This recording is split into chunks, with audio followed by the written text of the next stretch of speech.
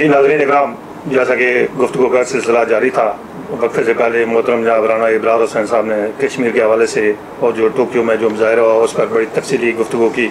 اب میں یہ سوال محترم جناب رئیس صدیقی صاحب سے کرنا چاہتا ہوں کہ ماشاءاللہ آپ بھی 17 سال تک ایسوسیشن کے صدر رہے اور پاکستان ایسوسیشن میں آپ کا ایک بڑا نام، آپ کا ایک بڑا کردار رہا، تو اس حوالے سے جو 3 فروری کو جو مظاہرہ کیا گیا اس میں آپ کا کیا موقف، کیا رائے؟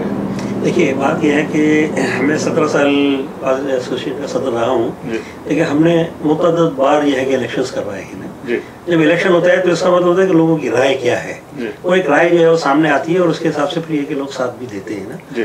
تو 17 سال میں 2006 تک جب تک ایسوسیشن کا صدر رہا ہوں، ہم نے بہت بڑا پروگرام کیا اور ایمبیسی کے سامنے ہزاروں لوگوں نے، ہزاروں لوگ جو ہے وہ رات تک وہاں پر باقاعدہ ہم کارپیٹ بچھا کے رہے اور اندر ایمبیسی کے لوگ جو تھے وہ تھر تھر کانپتے، انہوں نے بند کر لیے، وہ باہر نہیں نکلے، وہ باہر نہیں نکل سکتے تھے کیونکہ چاروں طرف سے ہم نے ایمبیسی کو گھیرا ہوا تھا اور نعروں کے ذریعے سے اور اس طرح سے۔ اس میں ہمارے اسلامی سرکل کے ساتھی بھی تھے اور دوسرے بھی تمام یہ ہے کہ تنظیموں کی، جو اسلامی تنظیمیں، سیاسی تنظیمیں جتنی بھی ہیں، ہمیشہ کیونکہ ہم نے ان کو نہ صرف دعوت دی، ان سے کہا کہ کشمیر کے حوالے سے ہم یہ کر رہے ہیں، لہذا آپ ہمیں اس میں رائے دیں کہ آپ کیا کہتے ہیں، کرنا ہے تو کرنا تو تھا اور ہمیشہ ہم نے کیا، ہر دفعہ کیا۔ 5 فروری کو یہ انعام صاحب جو ہے ہمارے ماشاءاللہ بڑے ساتھی، انعام الحق صاحب جو ہے یہ الحمدللہ اس سے ذائقی ٹوکیو یہ سارا کام یہ بالکل رائٹ ہینڈ کی طرح سے میرے ساتھ رہے ہیں۔ انعام الحق صاحب جو سماجی شخصیت ہیں، جو عراقی میں جی ساری سماجی شخصیت اور دینی شخصیت بھی ہیں اور سماجی خادم بھی ہیں مسجد کے، اور مسجد الحمدللہ وہ یہ کہ چلا رہے ہیں جو عراقی کے میں۔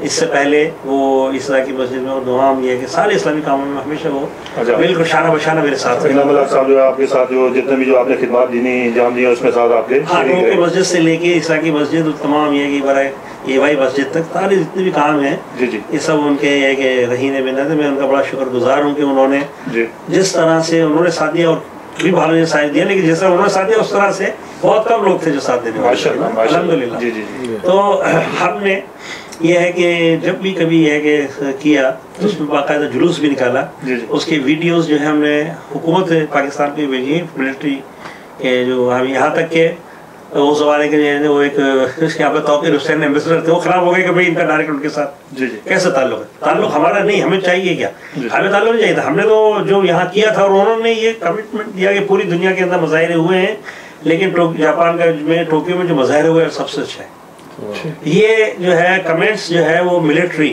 ونگ جو کشمیر کا ملٹری ونگ تھا نا، اس نے یہ کہ اس کی اچھا رئیس صدیقی صاحب آپ یہ بتائیں کہ ماضی میں آپ کے جو ایسوسیشن کے صدر ہیں اس میں آپ کی کال پر 5 فروری کے حوالے سے جو تقریب ہوتی تھی کشمیر ڈے کے حوالے سے ٹوکیو میں، اس وقت ہزاروں کی تعداد میں لوگ آتے تھے الحمدللہ۔ آج کے جو اس سال جو میں ماضی کے چھوڑ کر جو اس سال جو 3 فروری کو 2 دن پہلے جو پروگرام منعقد ہوا، اس میں آپ نے دیکھا ہوگا کہ بھائی ہزاروں کی تعداد کے بجائے صرف چند درجن لوگ آئے، اور اس سے آپ کیا سمجھتے ہیں یہ کوئی برا امیج پاکستانیوں کا اور کمیونٹی پر برا اثر نہیں، منفی اثر نہیں؟ دیکھیے پہلی بات تو یہ ہے کہ دیکھیے جو ایسوسیشن میں کون کیسے صدر بنا کہ ہو سکے نہیں، میں تو ریٹائر اس حوالے سے تو میں تو ریٹائر ہوں، میں تو اچھا آپ کے مطابق یہ جو لوگ ہیں جو ایسوسیشن کے جو خود کو صدر کہتے ہیں یہ ووٹنگ سے نہیں بلکہ سلیکشن کے ذریعے بنے ہیں؟ یہ ہم نے میں نے سنا ہے، مجھے نہیں معلوم کہ کوئی حسین خان صاحب وہ میرے بزرگ ہیں، ان کی بڑی ریسپیکٹ کرتے ہیں کہ انہوں نے کوئی اعلان کیا کہ فلاں صدر ہے فلاں یہ، تو ایسوسیشن اس طرح سے تو بنتی نہیں ہے، نہ ہی پاکستان اس طرح بنا ہے نا۔ قائد اعظم نے انہوں نے بنایا تو ان کے ساتھ سارے مسلمانوں کی سارے برسپیت کی مسلمان کی سپورٹ تھی، مسلم لیگ نے بھی الیکشن کیا نا، ہاں الیکشن سے بنی تھی نا وہ جماعت بھی جس نے پاکستان بنایا۔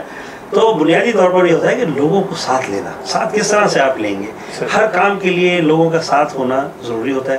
ساتھ جب لوگ دیتے ہیں کہ جب ان کی رائے لی جائے، رائے سے مراد یہ ہے کہ اتفاق پیدا کیا جائے، ان کے کوشش کی جائے، ان کا دل لیا جائے، یہ ایسے ایسے کوشش ہوتی ہے بھائی میں کہہ لوں میں پریزیڈنٹ ہوں، میں فلاں ہوں، میں فلانا ہوں اور میری بات کو سنے گا، یہ کوئی دنیا میں کہیں بھی طریقہ نہیں ہے نا۔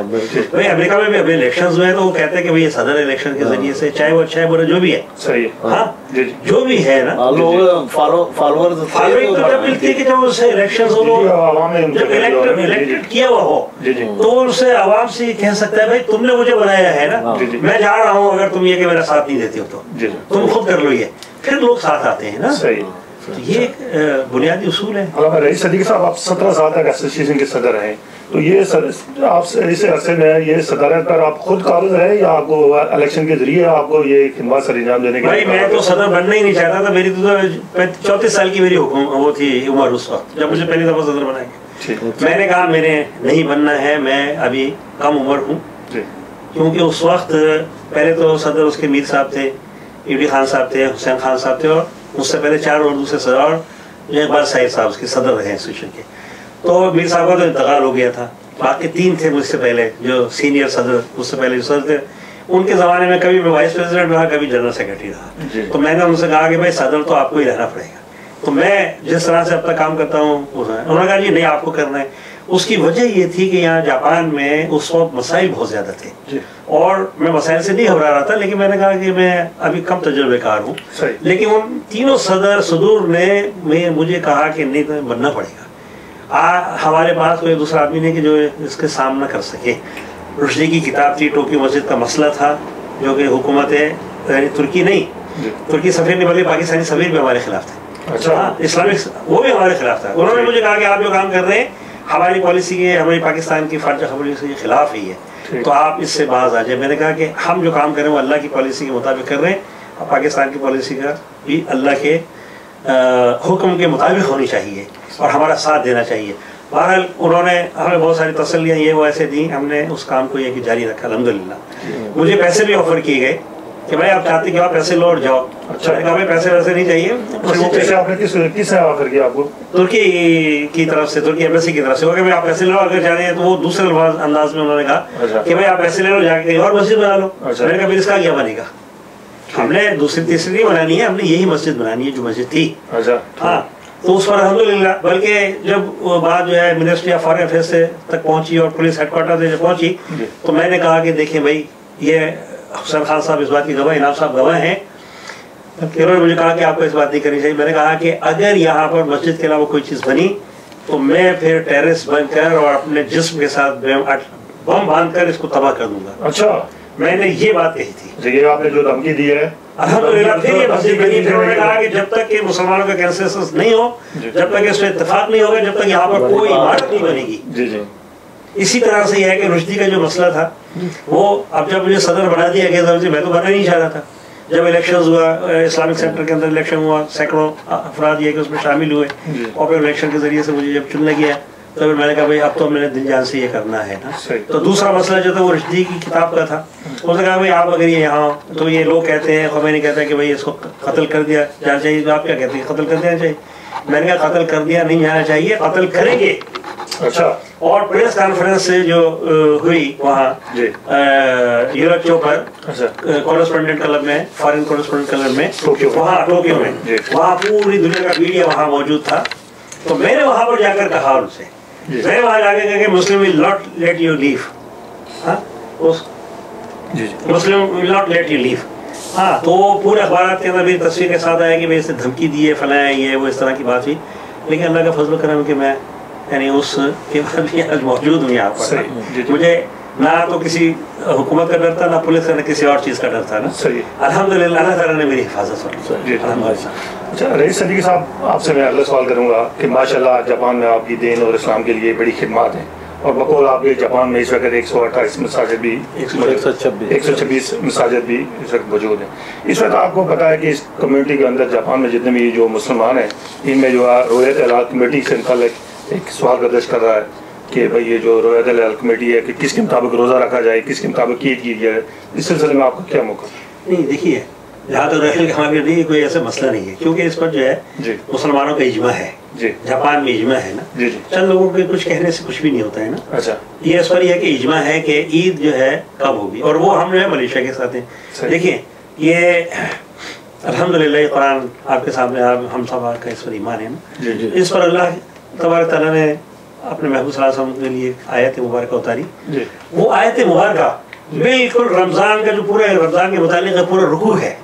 یا ایھا الذین آمنوا کتب علیکم الصیام, یہاں سے لے کر لعلکم تتقون تک یہ پورا ایک رکوع ہے.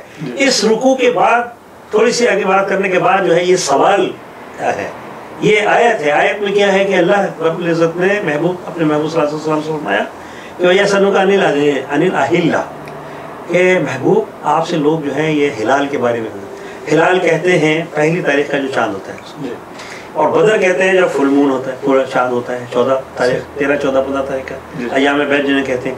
تو اللہ کے رسول صلی اللہ علیہ وسلم سے لوگوں نے پوچھا کہ یہ کیا ہے، یہ جو ہلال ہے یہ کیا ہے، کیا ہے مقصد ہے؟ تو اللہ تبارک تعالیٰ نے کہا کہ قل ہی مواقیت للناس والحج، کہ یہ تمہارے ٹائمنگ کے لیے ہے، ٹائمنگ، ہاں ٹائمنگ کے لیے کہ ٹائم کا آپ جو ہے وہ اس سے اپنا ٹائم مقرر کریں، یعنی مہینوں کا حساب لگائیں۔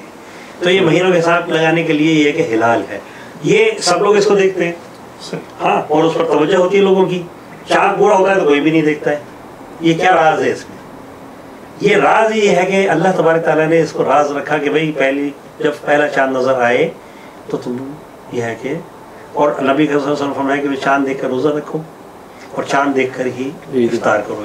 افطار عید الفطر کہتے ہیں نا کہ کھانے یعنی افطار کرنے والی عید، تو عید الفطر جو ہے وہ کرو چاند دیکھ کر، اور روزہ شروع بھی کرو چاند دیکھ کر۔ چاند نظر آ جائے رمضان کا شام شروع ہو گیا، جب اگلا چاند نظر آ جائے تو پھر شوال کا مہینہ شروع ہو گیا۔ تو اس میں کہیں امت کے اوپر کسی کو اختلاف نہیں ہے۔ صحیح۔ اچھا علامہ رئیس صدیقی صاحب، میں آپ سے یہ سوال کرنا چاہتا ہوں کہ اس وقت جاپان میں 2 رویت ہیلتھ کمیٹی ہیں، ایک چیئرمین ہے جناب ڈاکٹر سلیم الرحمان ندوی صاحب جن کا تعلق انڈیا سے ہے، اور دوسرے ہیں جناب محترم قاری علی حسن صاحب جو کہ اپنی خوبصورت قرات کی وجہ سے مشہور ہے جاپان میں۔ تو آپ یہ بتائیں کہ آپ ان دونوں میں سے کس کو فالو کرتے ہیں؟ دیکھیے بات جو ہے اس سے پہلے یہ کہ ہو رہا ہے، سلیم الرحمان صاحب کے آنے سے پہلے سے ہمارا پاکستان ریسٹورینٹ کے حوالے سے ایک نظام پہلے سے قائم تھا، اور وہ ہم ملیشیا سے یہ ہے کہ اس کو یہ کیا کرتے تھے، کیونکہ پہلا جو فتویٰ ہم نے لیا کہ جب یہاں پر یہ لوگ کہتے تھے کہ سعودی عرب کے حساب سے کرو، ترکی چونکہ مسجد ان کے انڈر میں تھی وہ کہتے تھے ترکی حساب سے کرو، اور سعودی والے جو تھے وہ کہتے تھے ہمارے حساب سے کرو۔ تو یہ ایک مسئلہ بنا ہوا تھا۔ پھر اس پر یہ کہ میں اور یعنی خادم اور حسین خان صاحب اور اس وقت کے جو ڈائریکٹر تھے عبدالعزیز ترکستانی، بعد میں وہ ایمبیسڈر بھی بنے، وہ اور اس وقت سلیم الرحمان صاحب نہیں، تو ہم نے دارالفتاء کو جدہ یہ ہے کہ ٹیلنکس بھیجا، وہاں سے ان کا جواب آیا کہ جو بھی آپ کے نزدیک ترین اسلامی ملک ہے اس کے ساتھ آپ کریں۔ تو اس وقت سے اس وقت کوئی کسی بھی جو ہے وہ رویت ہلال کمیٹی کا وجود نہیں تھا۔ ہاں، ہم پاکستان ریسٹورینٹ کے حوالے سے ملیشیا سے یہاں پر ان کے ایک میجر تھے وہ اس میں ایمبیسی کے اندر نا، تو ان کو ہم کہتے تھے اور وہ وہاں سے کنفرم ہمیں کر کے دیتے تھے کہ بھئی یہ ہے، اور وہ ہم اسلامک سینٹر کو بتاتے تھے، اسلامک سینٹر کی طرف سے پاکستان ریسٹورینٹ سے اعلان ہوتا تھا باقاعدہ طور پر، اس کا اعلان ہوتا تھا۔ اچھا نہیں، جو کمیونٹی کے اندر جو سوال گردش کر رہا ہے اس وقت، آپ یہ بتائیں جو قاری علی حسن صاحب نے جو نئی رویت ہلال کمیٹی بنائی ہے اور جو انہوں نے اختلاف کیا ڈاکٹر سلیم الرحمان ندوی صاحب سے، آپ کیا سمجھتے ہیں کہ قاری علی حسن صاحب کا جو موقف ہے وہ درست ہے، آپ ان کو فالو کرتے ہیں، اس میں آپ کا کیا موقف؟ نہیں دیکھیے، ایک سیدھی سیدھی بات، دیکھیے دنیا کی جو ہے نا، دنیا جو ہے وہ اس طرح سے ڈیوائیڈڈ ہے۔ ایک تو ہم کہتے ہیں ویسٹ، دوسرا جو دنیا کا حصہ ہے وہ ہے یورپ، تیسرا حصہ ہے مڈل ایسٹ، چوتھا حصہ ہے فار ایسٹ۔ امریکہ جو ہے وہ اس میں ویسٹ کوسٹ اور ایسٹ کوسٹ، ہاں اس میں تقریباً 8000 مائل کا یہ ہے اس کا جو ہے وہ ہے فاصلہ نا، جی ہاں جی، اور ان کا ٹائم ڈفرینس بھی 2 گھنٹے کا ہے نا۔ صحیح۔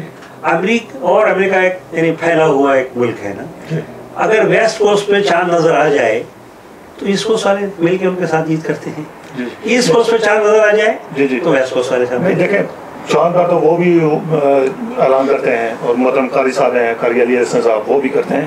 آپ یہ شارٹ موقع میں یہ بتائیں کہ جو قاری علی حسن صاحب نے جو آپ کو بتایا وہ 20 سے 25 سال ان کے ساتھ رہے، پھر انہوں نے جو ہے ان سے اختلاف کیا چاند کے مسئلے پر، انہوں نے اپنی نئی الگ رویت ہلال کمیٹی بنائی، کیا آپ ان سے جو قاری علی حسن صاحب نے نئی کمیٹی اپنی بنائی ہے آپ اس کو فالو کرتے ہیں؟ جی نہیں، ہم جو ہے ان کو فالو کرنے کا سوال ہی پیدا نہیں ہوتا۔ میں جو آپ کو قاری علی حسن صاحب نے جو کمیٹی بنائی ہے لیکن فالو سلیم الرحمان صاحب کو بھی نہیں کرتے ہیں، ان کو بھی۔ ہم تو ملیشیا سے جو ہمارا ایک سلسلہ چلا آ رہا ہے، سلیم الرحمان صاحب کے آنے سے پہلے سے جو سلسلہ چلا رہا ہے، اسی حوالے سے ہم آج بھی وہ چاند لیتے ہیں انعام اللہ صاحب کو، اور دوسری ہے کہ مساجد کو ہم نے بتایا ہوا بھی، اور ان کی سلیم الرحمان صاحب کی رویت حلال کمیٹی کو تو ہم انفارمیشن دیتے ہیں چاند ہو گیا ہے۔ اچھا، ہم کیا فالو کریں گے؟ اچھا، رویت ہلال جو ڈاکٹر سلیم الرحمان ندوی صاحب ہیں ان کو آپ دیتے ہیں، آپ وہ جو چاند لے کر آپ ان کو رائے دیتے ہیں اس کے مطابق؟ جی، وہ ان کو ہم کہتے ہیں کہ چاند ہو گیا ہوا ہے، صحیح، چاند وہاں نظر آ گیا، صحیح، ہاں ناظرین اکرام، جیسے کہ آپ نے محترم ہمارے معزز مہمانوں کی گفتگو سنی ہے، گفتگو کا سلسلہ جاری ہے، ملتے ہیں ایک بریک کے بعد.